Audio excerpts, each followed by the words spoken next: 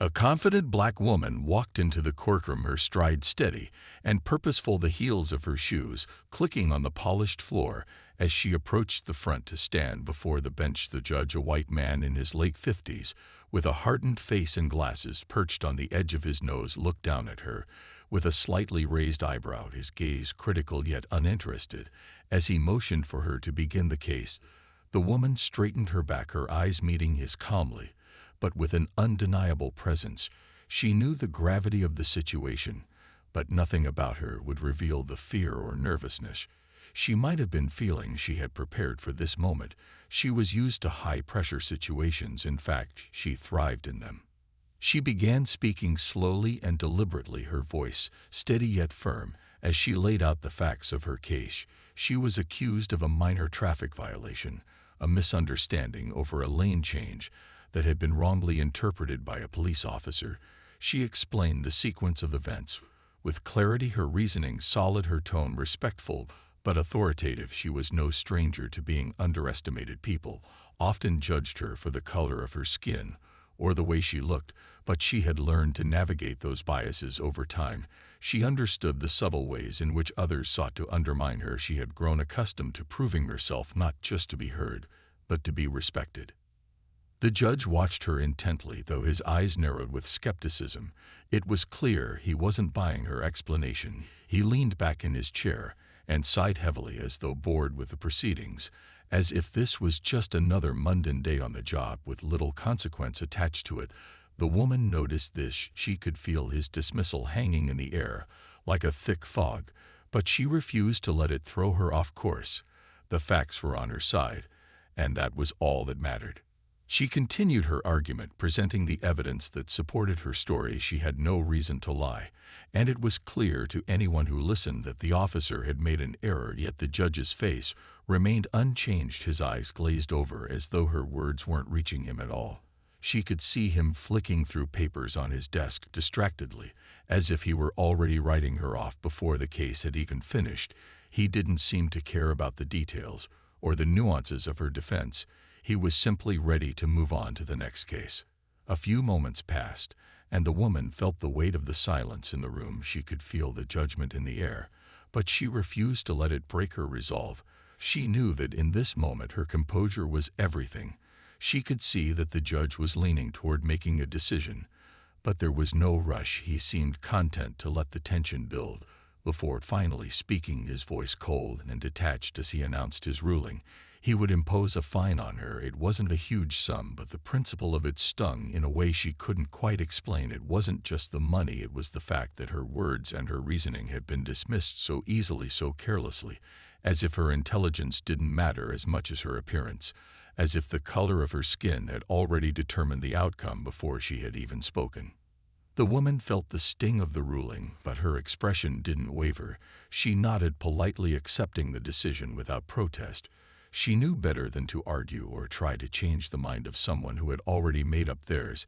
Instead, she gathered her things and walked toward the door. She didn't need to convince the judge of her worth. She knew exactly who she was, and that was enough. As the woman walked out of the courtroom, the door closing softly behind her, the weight of the moment settled within her. She had been fined, but it didn't matter in the grand scheme of things. She had faced far bigger battles in her career, and this was just another minor inconvenience, something that would be dealt with swiftly. She couldn't afford to let it linger in her mind.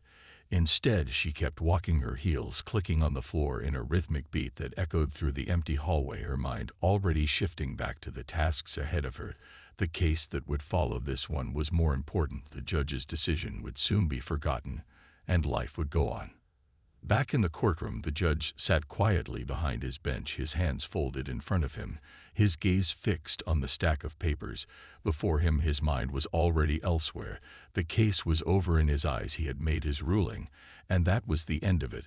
But his clerk, a young woman sitting just off to the side, was busy flipping through files on her computer.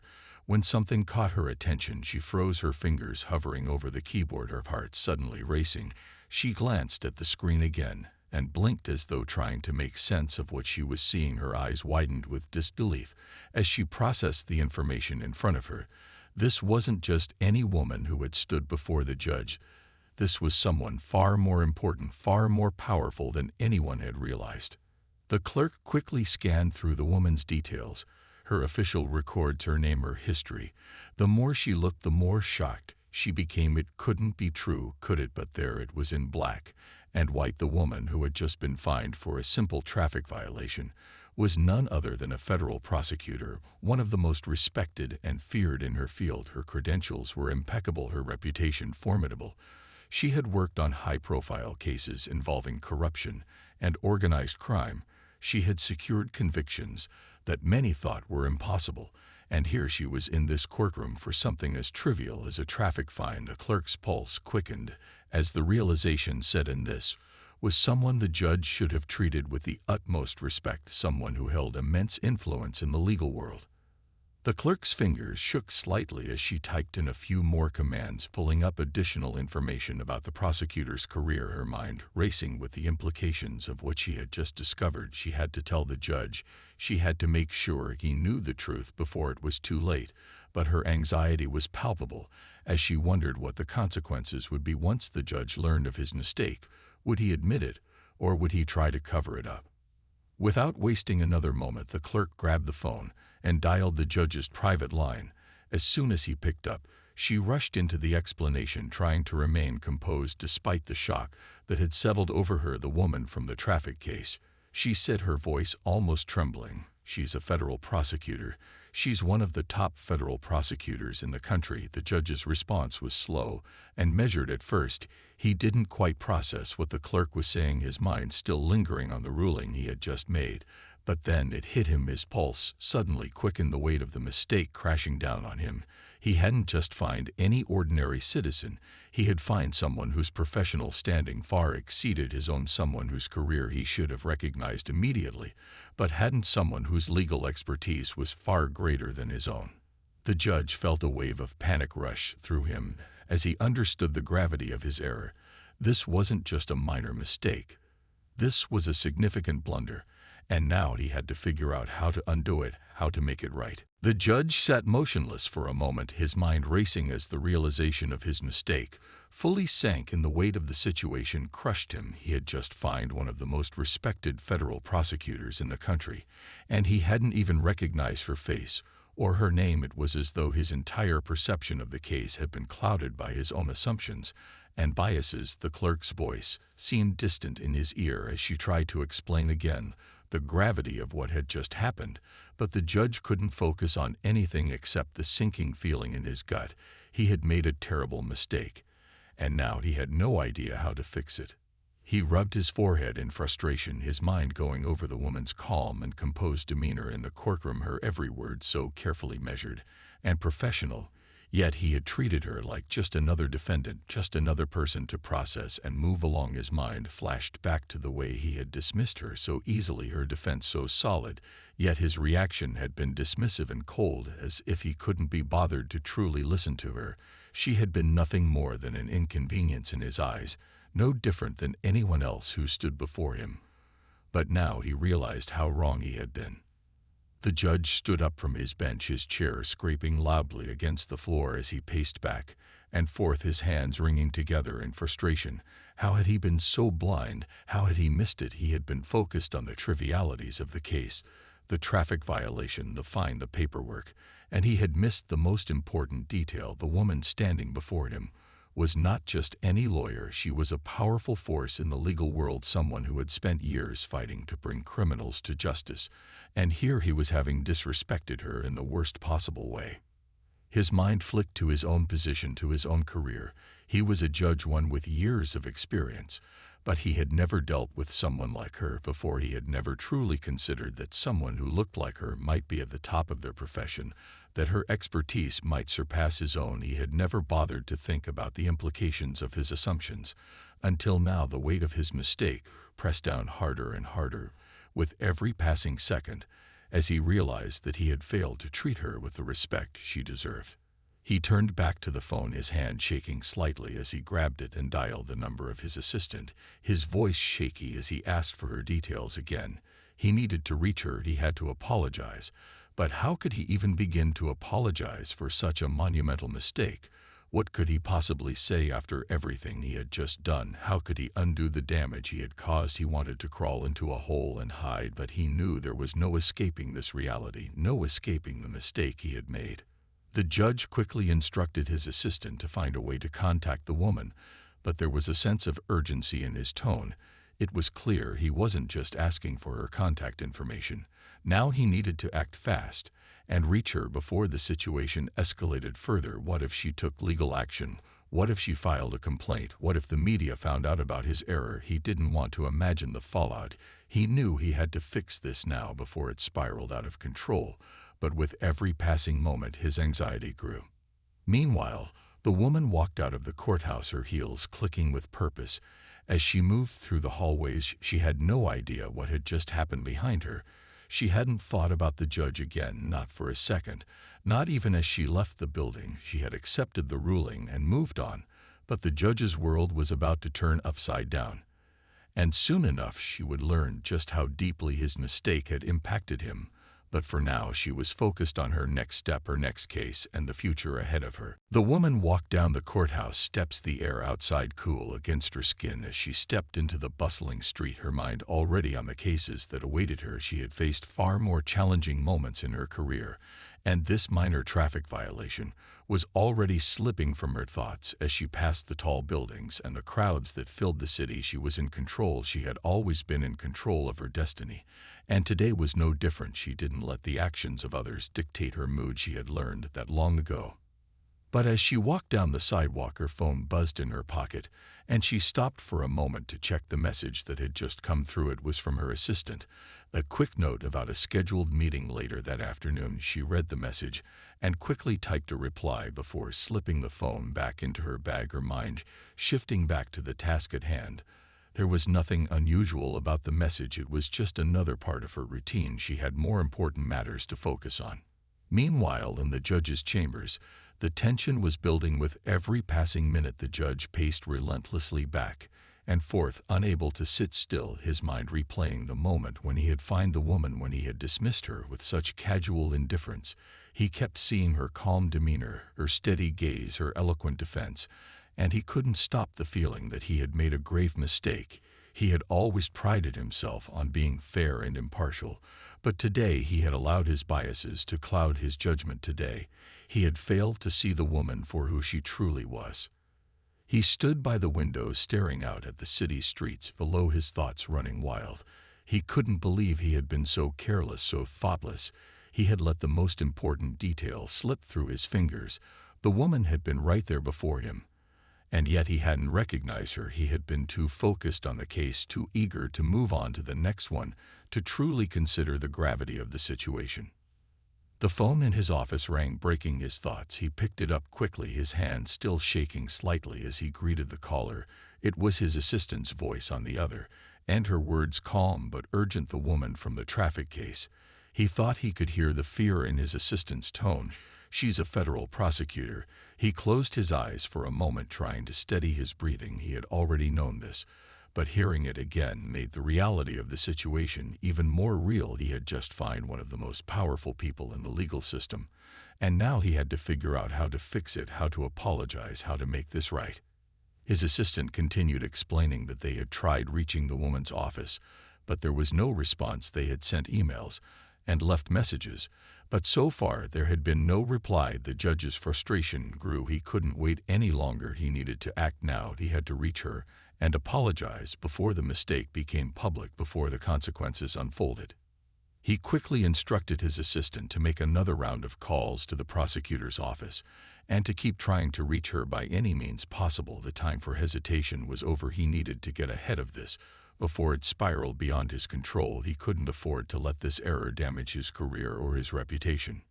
Back on the streets, the woman's phone buzzed again, but this time it wasn't just a simple message. It was a call coming through from an unknown number. She glanced at the screen, but didn't answer immediately. Her instinct told her it was related to the case, the judge's office perhaps, but she wasn't in the mood to deal with it. She had made peace with the fine and had moved on with her life. The judge's mistake wasn't her concern anymore. She would deal with what came next in her own time. Still the call kept coming through, and something about it made her pause. She sighed and answered it. "Hello," she said, her voice neutral on the other end of the line. The judge's voice came through, trembling slightly as he introduced himself and explained that he was the one who had found her earlier that day. She listened as he stammered through his apology, but didn't interrupt him. She could sense the genuine regret in his voice, and for a moment she let him speak without cutting him off.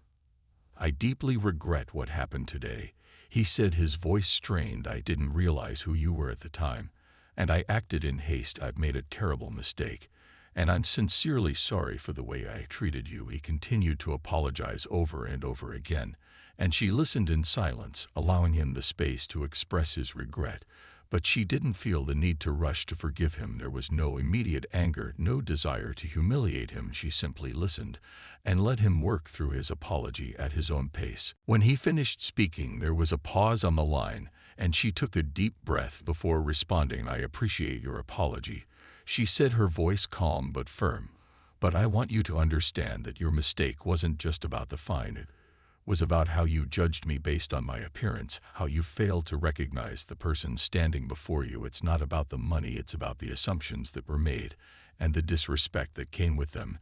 She didn't need to say more. The weight of her words was enough. The judge fell silent again, clearly processing what she had said. "I understand," he finally said after a long pause. "I'll make sure this doesn't happen again, and I will work to be more aware of my biases going forward," he said with genuine remorse. The woman gave a quiet nod. Even though he couldn't see it, she had said her piece, and now the ball was in his court. The woman paused for a moment, allowing the weight of the conversation to settle before responding, her thoughts clear and steady. "I appreciate that," she said, her voice calm but firm. "But you should understand that an apology doesn't undo the damage done. It doesn't erase the assumptions or the biases that led to your decision." The judge was silent for a moment, as if he were reflecting on her words. She could hear the shift in his tone as he spoke again. "I understand," he said quietly, but there was something different in the way he spoke now. The defensiveness had faded. The words came out slower, as if he were considering every syllable more carefully than before.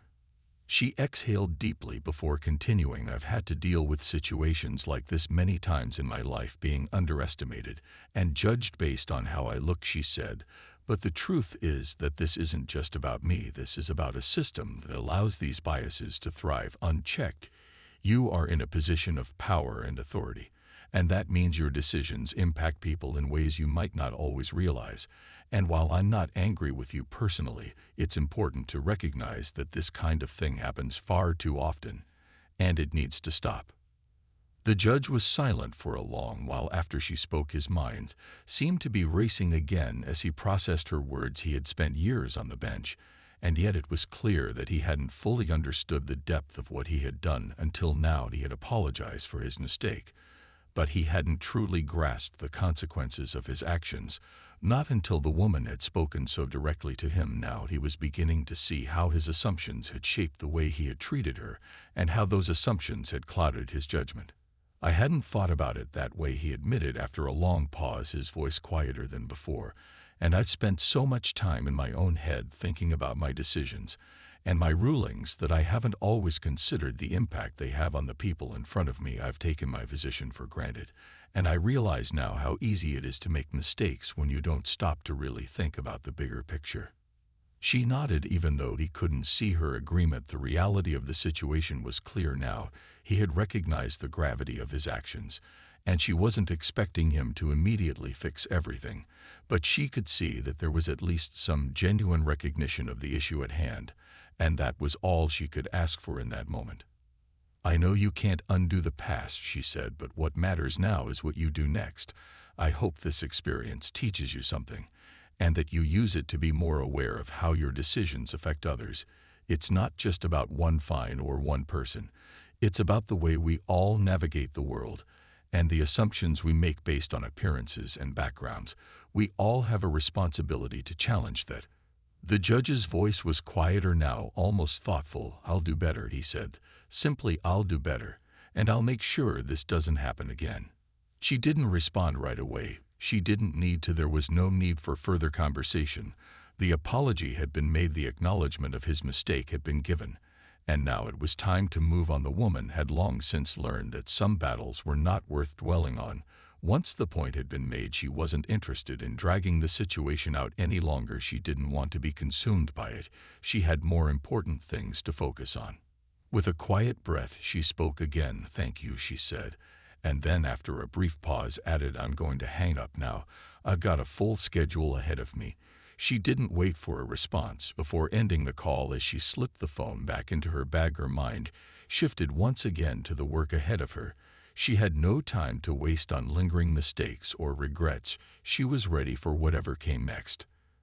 The judge sat quietly for a long while after the call ended, his mind still processing everything the woman had said. He had apologized, but he knew that an apology wasn't enough. It was a start, but it was only a small part of what needed to change within him. He had always considered himself fair, but now he realized that fairness wasn't just about being neutral. It was about being aware. It was about seeing the people in front of him for who they truly were and not letting his own biases dictate his decisions.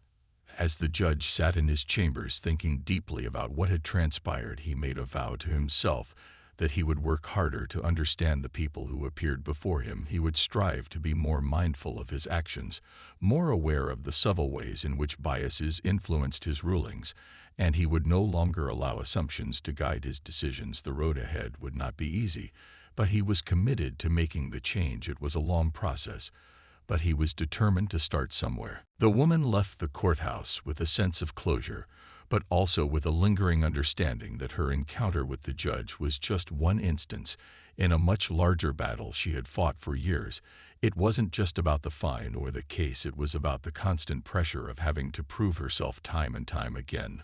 The weight of expectations that others placed on her because of the way she looked or the assumptions they made based on her appearance. She had faced these challenges her entire life, and though this was just another example of those challenges, it was one that had left an impression on her more than most had. As she walked through the streets of the city, her mind was already on the next case, the next challenge, the work she had ahead of her. She didn't have time to dwell on the past. It was a fleeting moment in the grand scheme of things. But as she walked, she also knew that the way the judge had treated her would stay with her for a while. And though she had accepted his apology, there was a sense that nothing would ever truly erase the sting of that moment. It was another reminder that assumptions could be dangerous, and that there was always more to someone than met the eye. She had learned over the years that the key to surviving in a world full of biases and judgments was to keep moving forward, never stop proving who you are, and never let anyone define you by their narrow view of the world. It was a constant fight, but it was one she had come to accept. It was part of who she was now, and as much as she wished things were different, she had no illusions about the challenges that still lay ahead. Her phone buzzed in her bag, signaling a new message. She pulled it out without hesitation, unlocking the screen and reading the text from her assistant. It was a quick reminder about an upcoming meeting, one that she had been preparing for weeks. It was an important case, one that would demand all of her attention and focus. It was the kind of work that had shaped her career, the kind of case that required her expertise, her tenacity, and her ability to stay composed under pressure. She smiled to herself as she typed a quick reply confirming the details before slipping the phone back into her bag. As she approached her car, she could feel the weight of the day begin to settle on her shoulders. The encounter with the judge was behind her now, but there were still many challenges ahead of her. But that's what she thrived on. That's what kept her moving forward. The knowledge that every case, every battle she faced was an opportunity to prove her worth and to challenge the biases that others held against her. She had spent years fighting for her place at the table, and she wasn't about to stop now. The sun was beginning to set, casting a warm glow across the city streets. She paused for a moment to take in the view, the world around her still moving. As she stood there in quiet reflection, she had learned to find peace in these small moments. Even when the weight of everything seemed too much to carry, she knew that this was where she belonged. In this world of challenges and uncertainty, she had found her purpose, and nothing would take that from her. As she drove home that evening, the sounds of the city faded into the background, her mind already turning to the next task at hand.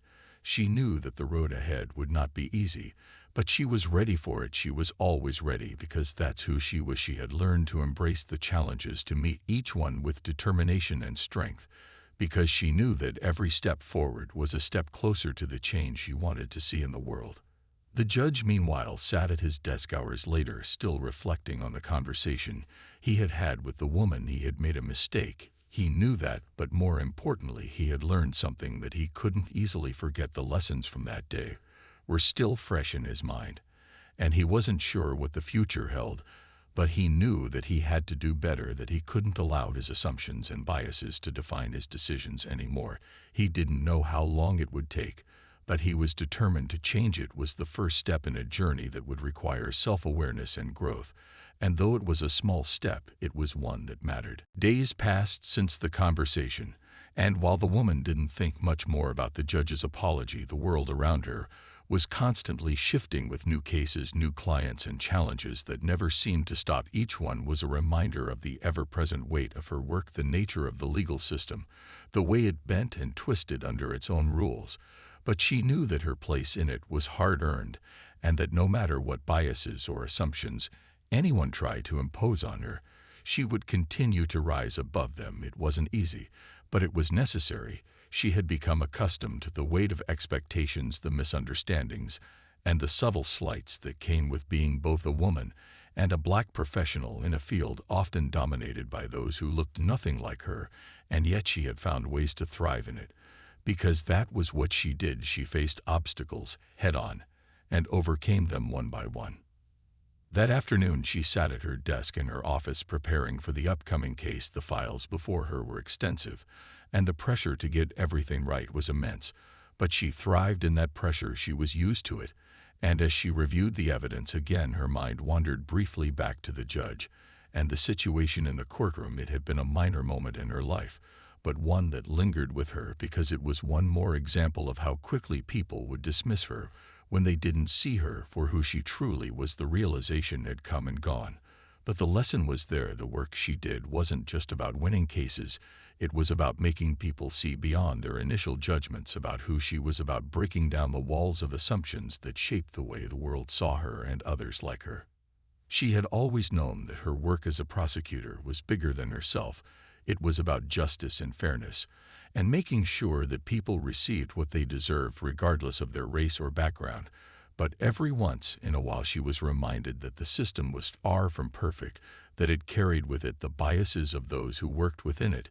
It was the reason she had chosen this path in the first place, to fight against the very thing that had held so many others back, and to ensure that those who needed her the most would always have someone on their side who would not back down no matter the cost. Later that evening, as she walked through the front door of her apartment, she let out a deep breath and let go of the weight she had carried throughout the day. She had become an expert at compartmentalizing, separating the work from her personal life, and in doing so, she found a sense of balance that allowed her to recharge for the next day ahead. She placed her bag on the counter and walked to the kitchen to pour herself a glass of water. The simple act of taking a moment to breathe was something she had learned to appreciate over time. She had found ways to create small moments of peace in her otherwise hectic life, because she knew that if she didn't take those moments for herself, no one else would. As she stood there drinking her water, the phone buzzed on the counter, and she picked it up, seeing the name of a colleague appear on the screen. She answered it with a greeting and was immediately pulled into a conversation about an upcoming case. But even as she focused on the details of the discussion, part of her mind wandered back to the judge and the words he had spoken to her during their brief conversation. In the end, it hadn't changed much in her day-to-day work, but it had reminded her of how much farther the world had to go in terms of understanding and recognizing those who were often overlooked and underestimated. And while she knew that her journey was far from over, the steps she was taking in her career were helping to carve out a new path for others to follow. As the night wore on, and she settled in for bed, she felt a sense of calm, knowing that tomorrow would bring new opportunities, new challenges, but also new victories, no matter how small they were, because each day was another opportunity to prove that her place in this world was earned and deserved. Her eyes closed as she drifted off to sleep, content with the knowledge that she was continuing to make a difference, one case at a time. Meanwhile, across town, the judge sat in his own quiet space, reflecting on the day, his mind still absorbed by the lessons he had learned from his mistake. With the woman, his apology hadn't been the end of it. It had been the beginning of a deeper understanding that would take time to fully internalize. The biases he had allowed to shape his judgments for so long were not easy to undo, but he had taken the first steps, and for the first time in a long while he felt the weight of responsibility that came with his position, in a way that he hadn't before. The work he did mattered. It wasn't just about ruling on cases, it was about recognizing the humanity of the people in front of him, and understanding the impact his decisions had on their lives. He had a lot of work to do, but he was ready for it. The next morning, the woman woke up early as usual. Her routine was a mixture of precision and ease that allowed her to balance the demands of her high-stakes job with the need to maintain some sense of normalcy. As she moved through her morning rituals, making coffee, checking emails, preparing for the day ahead, she couldn't help but think about the judge once again. It wasn't an obsession, but rather a quiet acknowledgement of how quickly people could misjudge others based on superficial factors. The encounter had stayed with her more than she had anticipated, and while she was confident in her ability to move forward, she couldn't ignore the deeper reflection it had triggered within her. It wasn't just about the judge or the apology, it was about the larger system that shaped these interactions, the biases that permeated every corner of life, and the subtle yet constant work that had to be done to challenge and dismantle them. As she dressed for the day, slipping into a tailored suit that reflected her professionalism and competence, she thought about the work that lay ahead. Her focus sharpened as she moved through the motions of getting ready, and as she left her apartment and made her way to the courthouse, she felt the familiar weight of purpose settle on her shoulders. She knew that this was the life she had chosen, a life of service and advocacy for those who had been wronged, for those who needed someone to fight on their behalf. And though the road was often challenging and filled with obstacles, she had learned to thrive in the face of adversity. When she arrived at the courthouse, the bustle of the building felt like a familiar hum in the background. As she walked through the hallways, her mind already on the details of the cases she was preparing for, her assistant met her at the door to her office with a folder full of updates and briefings on the morning schedule. And as the hours passed, she dove into her work, her presence commanding the room as she prepared to argue her cases with the same passion and determination that had carried her through every step of her career. Back in his office, the judge continued to reflect on the lessons he had learned from his interaction with the woman. He couldn't stop thinking about her calm yet powerful presence, how she had moved through the courtroom with an air of confidence that demanded respect, and how he had failed to see it for what it was until it was too late. The more he thought about, the more embarrassed he became, realizing how his own biases had clouded his judgment. He had assumed that she was just another defendant, someone to process quickly without fully considering the person standing in front of him. And now he knew how wrong he had been. He couldn't undo the past, but he could change the way he approached his work moving forward. He could take steps to ensure that he recognized the humanity in every person who stood before him, regardless of their background or appearance. In the days that followed, the judge took deliberate steps to educate himself on his own biases, attending workshops and reading articles on the subject. He spoke with colleagues and sought out mentorship to help him understand how to do better. And though the process was uncomfortable at times, he remained committed to it because he knew that it was the only way to truly move forward and improve his practice as a judge. He began to recognize how pervasive his assumptions had been and how they had influenced the way he saw people in the courtroom. His eyes had been opened to the reality of his own prejudices, and while it was painful, it was also a necessary step in his growth. Meanwhile, the woman continued her work with a quiet strength.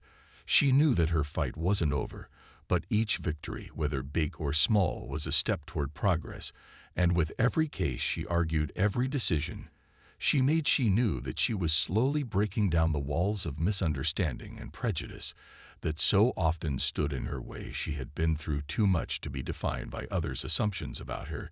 She knew who she was and what she was capable of, and that was what mattered the most.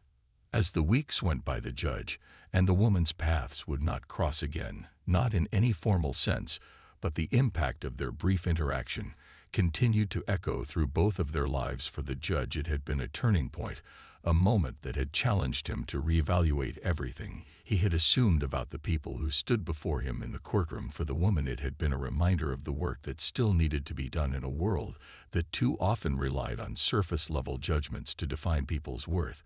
But neither of them would forget the lessons learned from that day, and both would carry them forward in their respective journeys with a deeper understanding of what it meant to truly see someone for who they were, not just for what they appeared to be.